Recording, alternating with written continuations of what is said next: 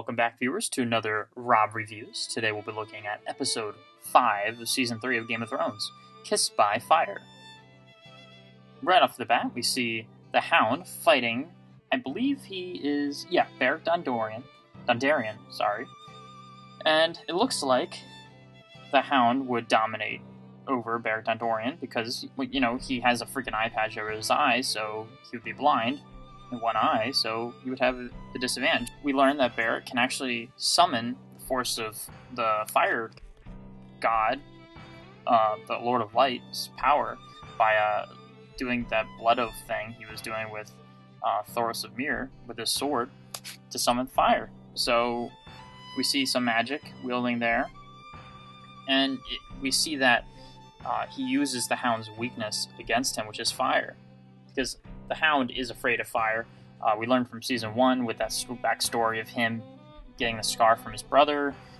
We learned from the experiences at Blackwater Bay with him being afraid of fire and him taking off.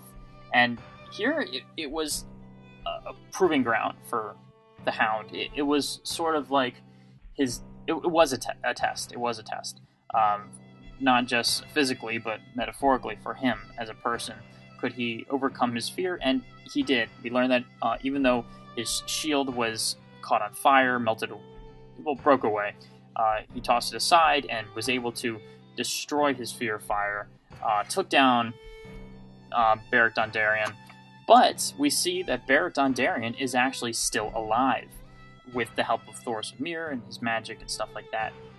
He was able to resurrect him with the power of the Lord of Light, and thus bringing him back from the dead, which is something that was such a shocker to the show, because throughout this whole thing, we've seen magic, right? We've seen the dragons, we've seen the fire, we've seen physical forms of magic, but we haven't seen healing forms of magic by bringing people back from the dead, which was what was placed here. And it's amazing if you think about it as a show where your characters can potentially come back to life even though they die.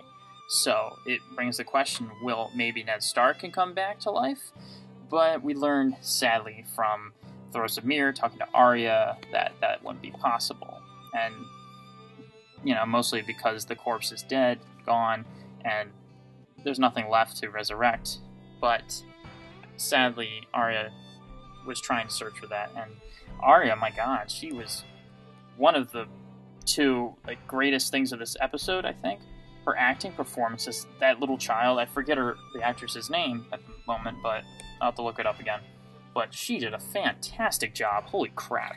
The whole scene, her and Gendry at the end, when she's pleading with him to stay with her as they leave, saying that I could be part of your family. But Gendry responds to, "You be my lady." Now, that's not a term he uses because he loves her or anything that people are thinking. It's a term he uses because my lady refers to, a rank of order, because she is the sister of the king in the north, Robb. So, for my lady would refer to as, my superior, So he wouldn't be treated as family if he came with her to Riverrun. He'd be treated as a servant, and he doesn't want to be a servant anymore. And we look into Gendry a lot more through this experience, and I hope we get to see Gendry, even though he's leaving Arya, and hopefully we'll see his side of the story, and seasons to come, hopefully. Maybe we'll see him return. But it was very thought-provoking, and it showed that, he was fed up with serving other people because they always end up betraying him or not, caring for him. And the Brotherhood is actually a brotherhood. It's real. They actually do believe in honor and order, even though they're bandits and outlaws. And also they have a human side to them, with Thoros of Myr being drunk all the time, but yet still being a nice person. It's a very kind place, and it's Arya. It's very suited for Arya too, but she has a goal. She wants to get back home. She wants to see her mother. She wants to see Robb. She wants to see everybody, But sadly, Gendry doesn't want to go because he's tired too. He wants to stop traveling. He wants to stop traveling, basically, and this is his perfect home for him. Now let's move over into the heart of Riverrun with the Riverlands with Richard Karstark when he slays the Lannister boys. He does this out of pure vengeance and hatred because he can't get the Kingslayer because, Catelyn freed him because, she's being Catelyn. So he takes it out on these little boys, and it's also very sad too because they didn't really do anything. They're the same boys that were captured last episode when Catelyn's brother took over the mill and captured those Lannister boys. Now that whole scenario didn't play into effect at all. They lost their bargaining chips, with Karstark, and Karstark gained his vengeance, not fulfilling it totally though. And Robb has a tough call. He could let him go free, he could imprison him, or he could execute them. And he chooses to not only execute Karstark, but all his men as well, which, in my opinion, was such a stupid move. In the books, I hated it. Here I hated it, but we have to remember that Robb is Ned Stark's son. He will do these tough and stubborn decisions, and he's only like 16 in the books. Here he's only like 18 or 19, and we see him growing as a person throughout the whole show, but he's come to the point where he asks the question to himself, what would Ned Stark do? What would his father do? And he thinks that this would be the correct way. This is what his father would do if he was in command here. He's not being his own person, I have to say. I would argue that he's being his father's person. And despite all the warnings he gets from Catelyn, his wife, Catelyn's brother, to put him in the dungeon, he goes and executes them.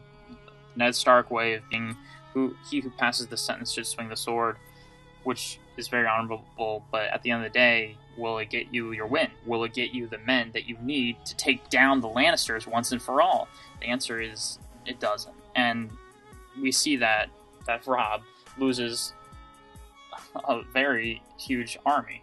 He can't even engage them in the field anymore with the Lannisters. So he is devising a new strategy, a new plan to take down the Lannisters, and we see him devising the next plan, and hopefully it'll progress the series even further when he tries and takes over Castle Rock, which is the home of the Lannisters. It is unguarded at the moment. There's, they wouldn't be expected to try to take that over because they're licking their wounds. But if he can get a hold of the Freys men, which he sent home last season because he didn't marry one of their daughters, then he can take over Castle Rock, but he has to persuade them. And I have to warn you people, Walder Frey is not a man to be swayed with. He is a stubborn old man. He's like 99 years old in the books, and he's just a brute. He's like Craster, except even worse, because he's just a slimeball, a sleazeball. He's just like Craster, except on a grander scale of ruling a kingdom rather than a little shack, if you would say. And Robb has to realize that his days are almost numbered if he can't pull this off. And I hope he does. I really do. But we'll see what happens. We'll cross our fingers and hope for the best. Because I want this guy to win. I want him to take over the Lannisters, take over their kingdom, rage and pillage the gold, and win back the North. Moving from the Riverlands, we'll go to Harrenhal when we see Jaime and Brienne meeting Lord Bolton for the first time. Now, Lord Bolton is a follower of Robb, and we saw last season they took over Harrenhal, and Bolton is now holding Harrenhal. But he is being very nice to the Kingslayer. He isn't really, prying into him or torturing him like he normally would with the, as you expect. So I have to bring the question up as what is going on? He seems a little too nice to them.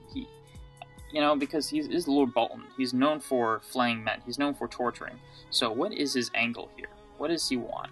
And so you might see that come into play next episode. Because he is treating Jaime very nice. He actually gives him and Brienne a bath to wash up, a very nice hot bath to wash up, and he's taking care of Jaime's arm, which he should do anyway, because if he doesn't do that, it'll spread infection and the Kingslayer will die. We also see Jaime. He has his arm being repaired by one of the Meisters of the former order. He says he doesn't want milk of the poppy. He'll scream, but a lot of people are like, oh, he's just being tough, he's Jaime. Well, no, because in the books, I have to say, it goes into his thought process of, like, why he didn't want milk of the poppy. It was because he didn't want them to take off his whole entire arm. He was scared that if they put him under sleep, they'll just take off the whole thing. So that's why he wanted to stay awake. Plus, they might kill him or something if he goes to sleep. He was paranoid and scared. That's why he didn't want milk of poppy. And it's not a huge thing. I just want to point that out. So, but we also see him interacting with Brienne in the hot tub, and I have to say this is probably one of the best dialogue scenes I've seen in the show. It's up there on my top 3. So it's a very good moment with him and Brienne as they're talking about the history during the reign of King Aerys, the Mad King. So it shows his perspective on things, what he did. And we actually learned that he actually saved all of King's Landing from being basically blown up from the underground of all the pyro and fire that was there. He saved everybody, but he gets no recognition for it. He actually gets cast demonized and labeled as Kingslayer, not Jaime Lannister, Savior of the Realm. He's Jaime Lannister, the one who betrayed the king, killed the king. And I actually feel sorry for the guy. It's weird, because here's a guy who, episode 1, pushed Bran out the window and almost killed a kid just because he got caught cheating, having sex with his sister. So here's a guy that I hate, despise, but now I'm beginning to sympathize for him. I'm not liking him, I'm sympathizing for him. There's a difference. It's a very good moment, and I'm glad we see Jaime in this new light. It gives a humane sense to him. And we see that Brienne is also changing when he makes fun of her liking Renly, and she stands up naked to him, exposed, but she doesn't care anymore because she's casting away her womanhood, that the sense of her that is insecure of herself, and standing up to Jaime, the person she was protecting, and reminds him that she was the one who was there protecting him. And he even recognizes this himself and backs away and turns away from her and says that, I'm sorry, and he apologizes for the first time. For the first time, he apologizes to somebody, and that was great. Brienne, you're okay. I like you. Moving from Harrenhal, we'll go from Beyond the Wall, where we see Jon Snow basically settling in with the Wildlings. When I say settling, I mean befriending them, kind of. And we see that he's trying to gain trust with them, and that war guy, he doesn't really trust him at all. He doesn't see eye to eye with him, with Jon. He says that there's 1,000 men beyond the wall, which we both know is a load of shit, because most of the Night's Watch was actually wiped out. There's only, 100 people at the most. So the warg isn't buying it, and the other guy isn't buying it. I forget his name at the moment. So, but Ygritte stands up to him, and Jon still sticks with the decision, saying that there was 1,000 men. And so you are seeing that he's still signing with the Night's Watch. He still wants to get back home to his men and people. And hopefully he will. Hopefully he won't die. But Ygritte, the whole scene between them was pretty great. They go, she steals his sword playfully, and they go, that whole tub scene was pretty pretty funny, I have to say. And also it gives a sense of Jon, how it reminds him that he's still so young. He hasn't been with a woman before, and that's why Ygritte finds him so attractive. And also because he's a former Night's Watch guy, so it's kind of like the forbidden fruit thing playing into her personality as well. That's why she likes him, Also, he hasn't really, he doesn't he's not like one of the other wildling men. He actually, saved her life, or didn't kill her, I guess, when he found her. And it's like sort of like a friendship, and now it's more than a friendship. It's a bond, a love. So that will play into Jon Snow's conflict with himself and with his brotherhood, and staying together with that. So we'll see how that plays out. All right, we'll go from Beyond the Wall to the Narrow Sea. Beyond the Narrow Sea, down where we see Barristan, Selsby, and Jorah Mormont just mostly chatting to themselves about the old days, when the siege of King's Landing, and trying to take that over from the Mad King. We see that they're just like reminiscing, and we see that Barristan is also saying how his whole service has been to 3 crappy kings. He was the service to the Mad King, a lunatic. He was the service to a drunk, Robert Baratheon. He was the service to another lunatic, which is Joffrey, and his whole life has been basically a failure with just protecting these failure kings, because they're all just terrible. And for once in his life, he just wants to fight for something that's right, something that's he believes in, that's true. And he sees Daenerys, and he wants to believe he is fighting for something good, but he just isn't there yet. Because even though Daenerys is strong and powerful, he hasn't seen what she does as a ruler. She hasn't been tested with that yet. She has been tested with strategy. She hasn't been tested with ruling other people. Sure, she leads her Khalasar, but they're a small band of people. There's a difference between leading a Khalasar and a difference between leading a whole freaking nation. So we'll see how that plays in. And Barristan, my theory is that he's just weary of what she'll do, but he'll follow her to the death because he is a Kingsguard, and that's his morality. Jorah, on the other hand, he's trying to dig information out of Barristan a little bit, piece by piece, of what he knows. If he knows that he betrayed Daenerys with Robert Baratheon, he asks him, "Were you on the council?" And he says, "No, I wasn't on the council." But we do see that he gave the letter to Robert Baratheon about Daenerys being trying to be assassinated on, and we see that that he might be withholding that information from Jorah on purpose, waiting for the right moment to tell Daenerys, and hopefully that won't happen, because I like those guys, so we'll see how that plays out as well. We also see how Daenerys is talking to the head of the new Unsullied, which is Grey Worm. Weird name, but we learned that his name was given to him because out of spite and trash. And so, but he wants to keep that name because that's when he met Daenerys, when he had that name. Which, also, I had to point out, flaw of the episode is that guy looked way too fucking young. Okay?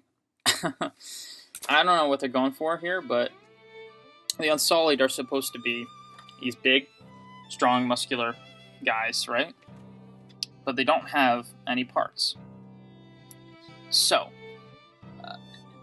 I know that doesn't make them men, but still, he was way too young and scrawny, skinny, and short to be the head of the Unsullied, but we'll see how he plays out. I don't know about him. He looks like an uninteresting part in addition to the crew, but we'll see how that plays out.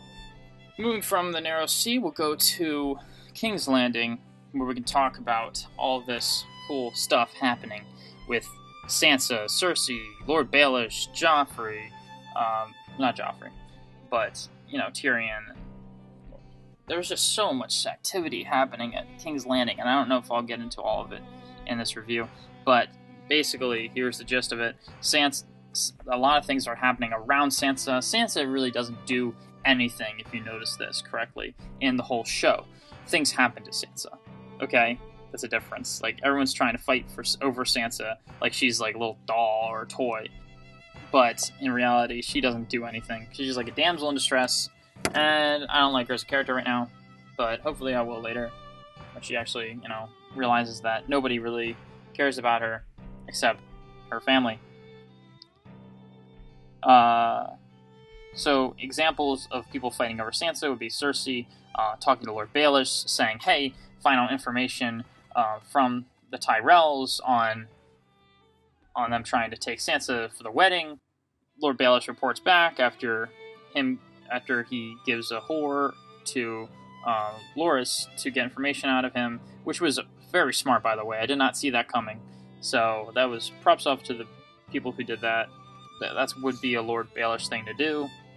Taking advantage of people's, dicking them over. Literally. Dicking them over. So we go from Baelish, Cersei, if I'm forgetting anybody. We also go from Tyrion to he's talking to his father, Lord Tywin. They're discussing the realm and everything, and it's just really cool how that all plays in. Tyrion just was finished talking with Lady Orella, which I think is a great match, and he meets his match with this woman because she's very blunt, as he is blunt, and so the whole scene with them playing out was just pretty funny, I may add, and I like that scene. But here we see that Sansa is actually given to Tyrion as, well, Lord Tywin says the prize, which is not a prize at all, to say, but it's a key to the North. They're doing that to secure the key to the North, and even Tyrion is having trouble with this because she's just a girl, he says.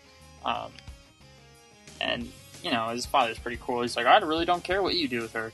He also tells Cersei that he has to marry Sir Loras, which is terrible because she just got done marrying the biggest drunk in the whole world, and she just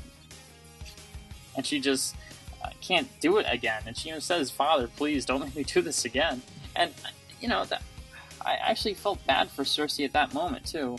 Like, Cersei is a character I want to hate, but at the same time, I don't hate her completely. She's a conspiring bitch. Don't get me wrong on that. But she is human, too. Like, her father is such an asshole to her. And that's what created her. She wants to be as strong as her father is, but she's still a woman, and his father's still alive, so she has limited power. Even as the queen, she has, barely any power. She says, I'm the queen regent. He says, you are my daughter. Fuck you. I don't care about you. I don't want to care about you. I don't care what you do. You're keeping this family preserved. You're keeping it the most powerful family in the world. We have the keys to the whole Seven Kingdoms, and you're not going to fuck it up. So that's what he says to her, basically.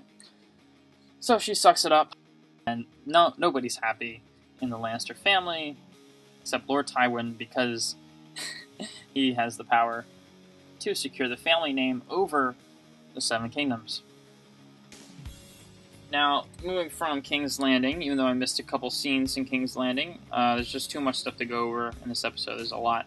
We'll go over to Dragonstone, where it was a lot of information that was thrown at us with the scene with Sir Davos and Stannis Baratheon.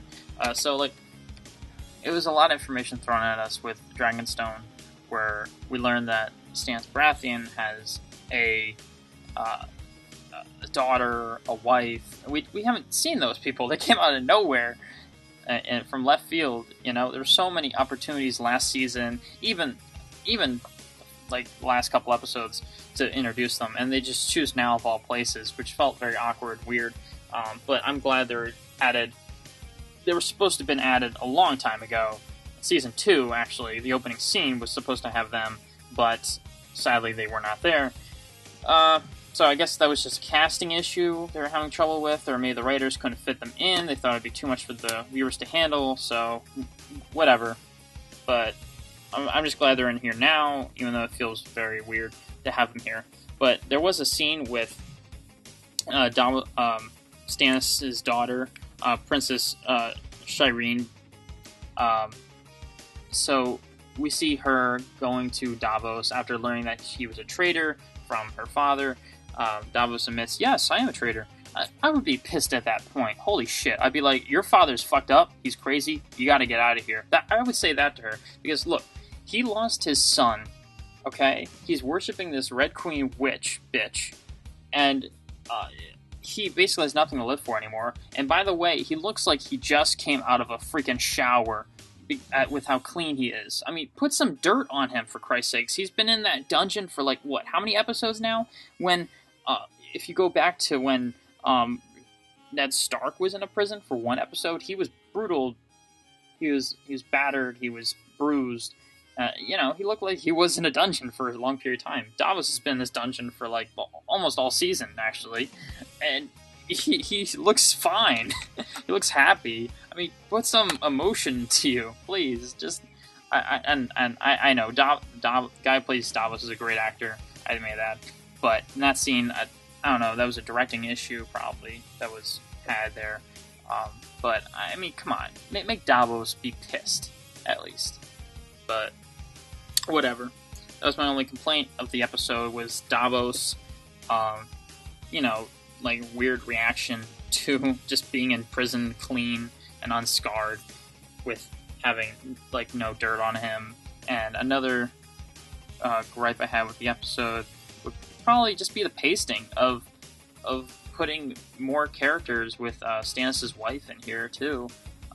We see that great scene, however, with her just saying, "Oh yes, I'm very accepting of you having sexual relationships with the Red Queen. Yes, that's fine." So that was kind of creepy and weird. It shows her that she's a very true believer to the Red Queen, and she doesn't really care if her husband fucks her at all. So as long as it's in the eyes of God, it's fine. So, yeah, it was very weird, seeing there, and especially with the jars of all her dead, unborn children. Holy crap, that was just so creepy. That was like something out of The Walking Dead, if you saw that show. But nevertheless, it was a pretty cool scene, but it just jarred the pacing a little bit to introduce new characters, even though we have so many other characters to work with now. I thought they would just write these characters out of the whole show, but I guess they're introducing them now, which is good, because I like them.